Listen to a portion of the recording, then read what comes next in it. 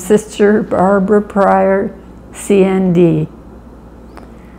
And I entered the community from Kingston. I think while I was still just a lay person going to Teachers College, and at that time there were many younger sisters. Now they were, you know, maybe 6 years professed or something like that. And I observed them. I observed the older ones. And I seemed to, I don't know, I was kind of drawn to that. And of course, I always tried to have, anyway, grow in a relationship with God and all that. My family was very faith-oriented, but they didn't preach it, they just lived it. The way they acted, the way they dealt with life, the hard and the soft. And that kind of stayed with me. And I don't know how or when or what happened that I decided I wanted to live that life too, what I had observed, you know. Much to my parents' grief. I mean, they didn't object to me going, but they objected the hole in the family when I did go. It was hard. Well, we were several girls from, usually they were from out of town or out of country.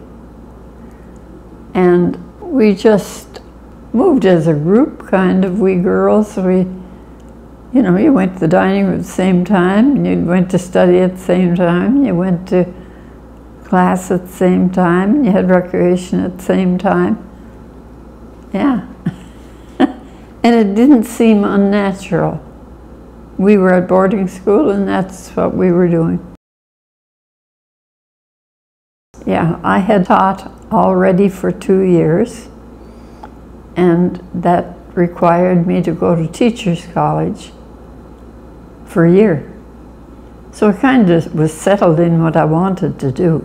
Well, for 2 years, I taught grade 1 to 7 in one room.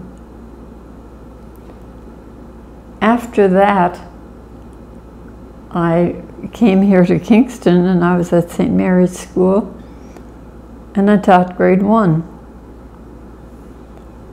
And then when I moved on to Brockville, I was teaching 3 classes of boys and girls. So that was a little bit different, very different for me. And that was in the time when things were kind of opening up, and they were feeling their ability to think and act and do whatever. And one was one group was all boys. Now I had just come from 6-year-olds. So that was an adjustment, a big adjustment for me. And I was there, I think, 6 years. And I was still teaching, and I was very much involved in the parish where I lived, where I worked. And it seemed to be not a struggle, but I seemed to feel drawn in that direction more than in the classroom. Because as I say, no matter where you are, you're teaching. So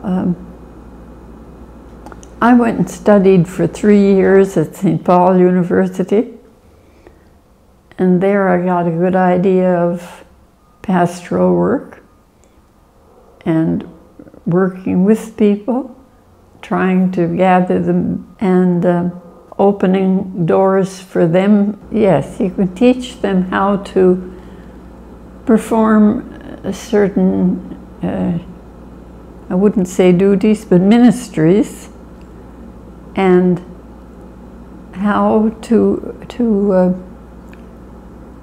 do them in such a way that they can lead other people themselves. I don't do all the leading.